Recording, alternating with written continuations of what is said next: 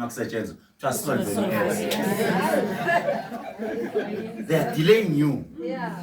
Uma ngempela kuthiwa imfundo right, why odokotela bengafundisi ukuthi i-HIV pilisi lakhona lakhiwa kanjani? Because they know very well ukuthi nizoye kuwalanda kuTrump niwenze la umnotho uyawubona. Why bengakufundisi lokho? Yeah?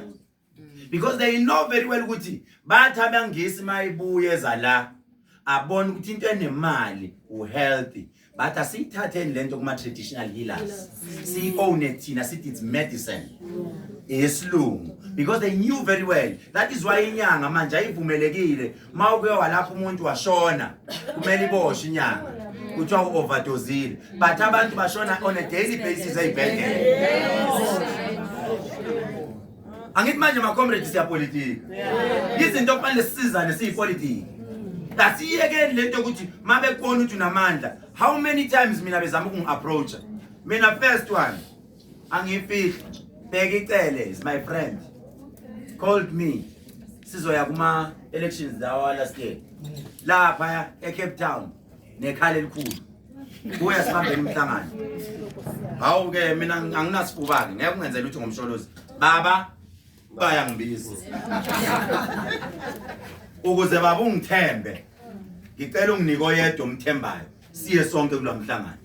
Wanginika umuntu enimaziyo nonke wathi muzi namazi umuzi jingeli asiye khona saya khona bafika baba offer imali engaka behlelezi nayi imali siyakunika ngolisa lento ngathi hayi so buye siyibone nga offerishwa futhi imali IFP uqeda ngibiza in 4 months 3 months back behlelezi woza ngapha mawuza ngapha sizokunika ibudget engaka nezinyanga zonke zizohola. Ngathi no, it's not about money. Sizokhulula umuntu omnyama. So nigade lento ukuthi bazosdivide. Mabebona ngathi unamandla abangene ukugropa ngo100 million. Hamba uvule iorganization yakho. Na uvume. I230 yethu iyahlakazeka. Asifundeni ma-comrade ukuhloniphana, zinsizwa ngiyabonga. Ngibonile ngithe mangifika la ngabona isiko lakhona lenziwa lonke. Elika Andi. Elasemateksini. Umuntu omnyama uyothi suka lapha ishutheke leyo nto hayi isiko lakhona nje elebunsizwa elenziwayo nje okufanele imali enziwa lelo siko ukuthule nje ubuke ube nesifuba. Amen ma comrade. So siyabonga ma comrade.